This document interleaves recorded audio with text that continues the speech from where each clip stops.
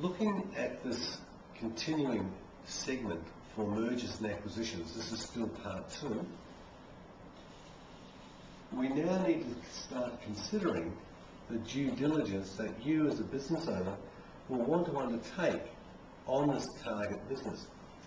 So if you go to the email request form or send me an email to jeff@thebusinessdoctor.com.au, I'll email you out quite happily a checklist which primarily does this.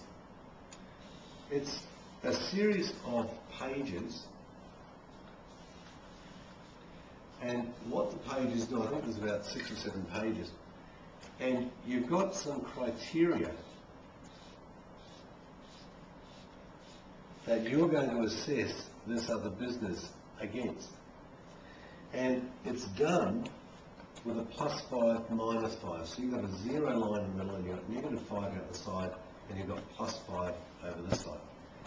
And what you want to do is rank this business against where it matches your level of expertise. So you might have very strong expertise by having good staff and good staff knowledge. You might have some very late equipment, or it might be the opposite. You might actually want to take over this other business because it's got better equipment than you. So in some of the material on those checklists, I'm just going to go through some of them so you can have a look at the elements that you may want to consider. And again, go to my website and just send me an email and I'll send you a copy of this. So it covers things like the marketplace, the competitive advantage. You may have a better competitive advantage. Like if you were a motor mechanic, you might have some loan cars. Now the business that you're going to take over may be in a backstreet location and deal with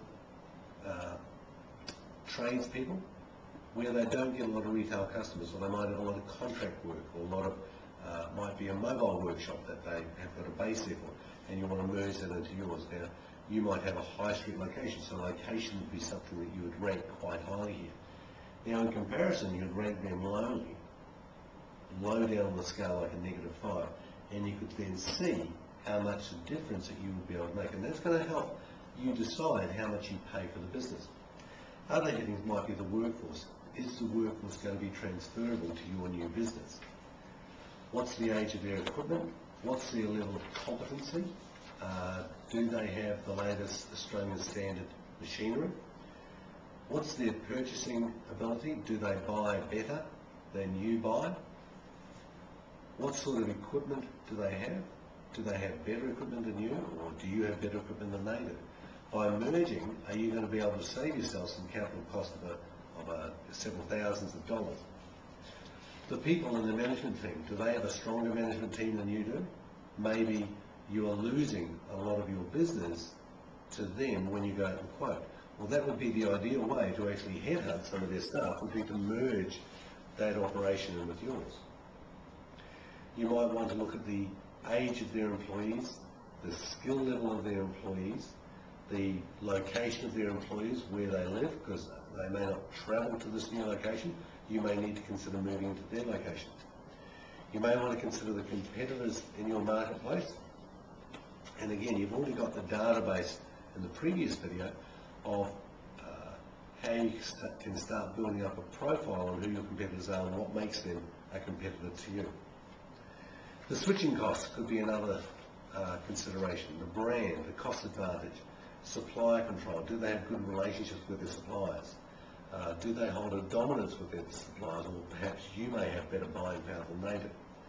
So this template or this checklist can be downloaded for you. Just again, send me an email to thebusinessdoctor.com.au, and this will help you make your mind up whether mergers and acquisitions should be part of your business strategy to achieve your new targets.